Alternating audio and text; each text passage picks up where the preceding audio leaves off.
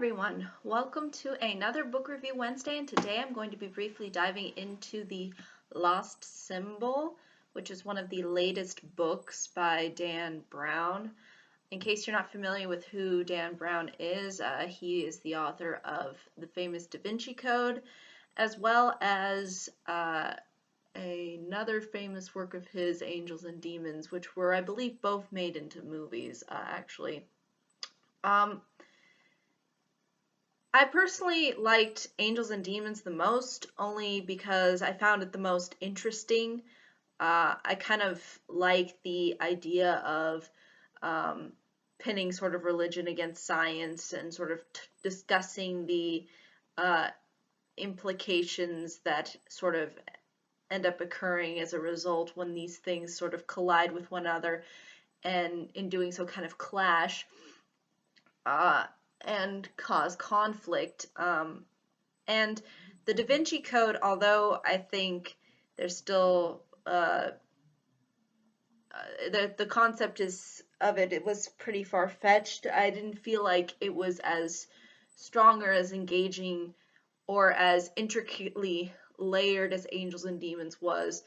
Only because, at least with Angels and Demons, there was a certain amount of consistency to it, while at the same time a certain amount of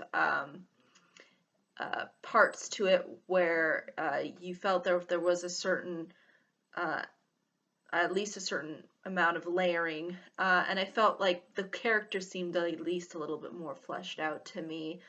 I would say that this book probably ranks third place for me, only because I think it suffers more so from kind of the problems that sort of were kind of a part of the Da Vinci Code, and part of a lot of Dan Brown's work, I think, in general. But basically, this particular piece centers around actually Freemasonry. In case you're not familiar with the Freemasons, they were basically an organization that sort of started within the early sort of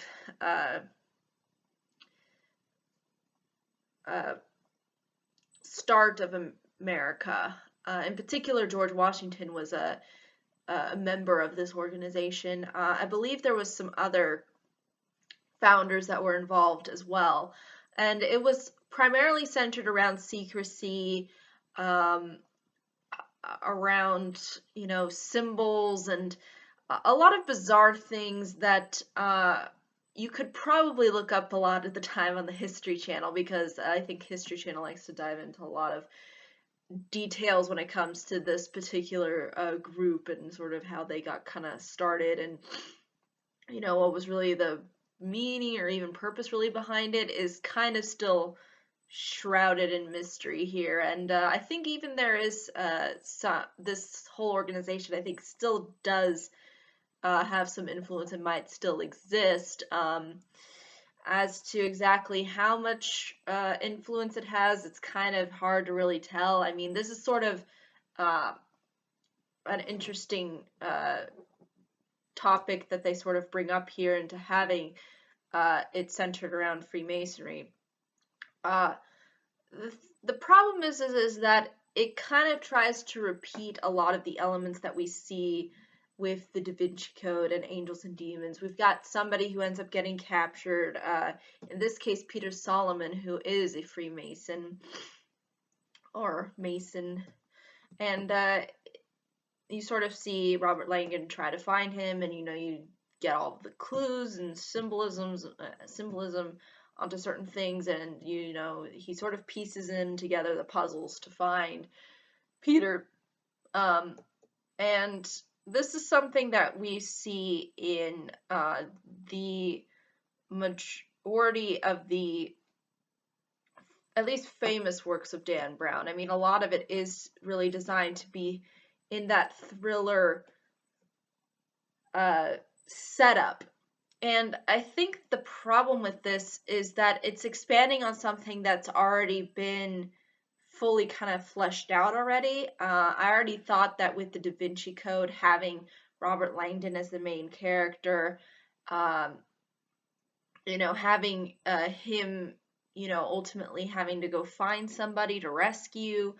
That whole setup has been there, done that before, and it's just kind of discouraging to sort of see the same kind of formula sort of repeated here.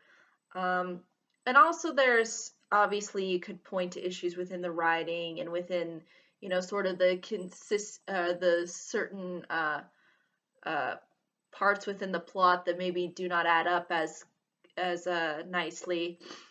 But I think the most interesting part, at least for me, when it comes to this particular book, is the concept, because I think we don't hear a lot about Freemasonry or about that whole organization that really did get started through the founding of the United States.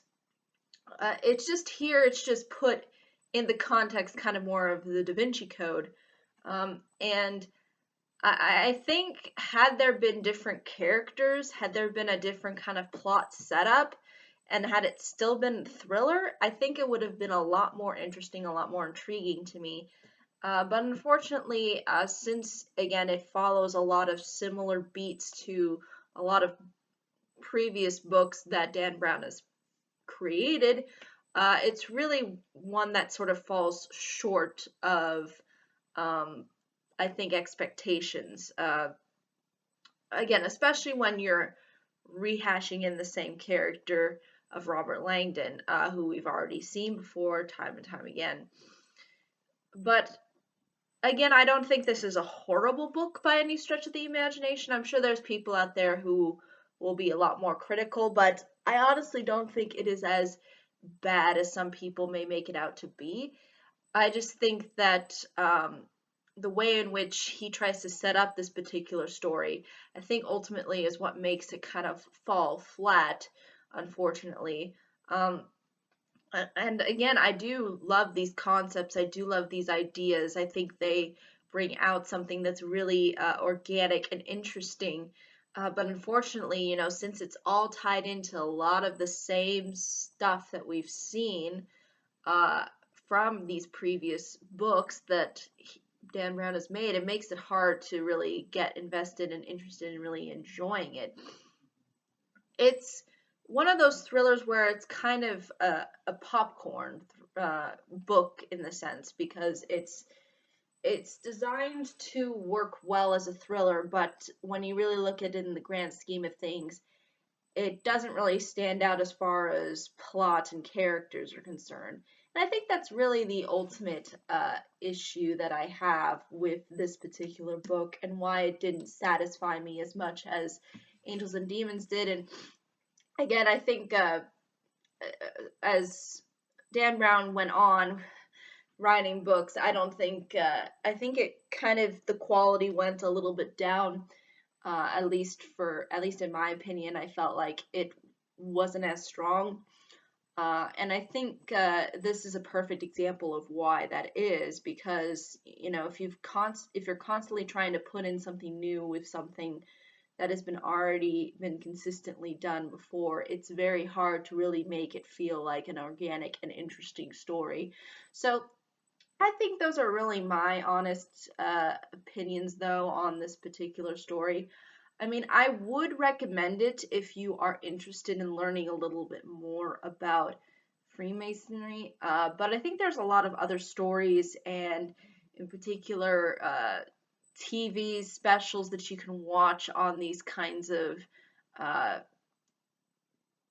organizations that are, again, prone to a lot of secrecy, and in doing so, uh, pro- also provide a lot of historical context as well. Because again, there were very prominent figures that were part of this organization, and it's really still not known really what the whole intentions really behind being in this organization really were.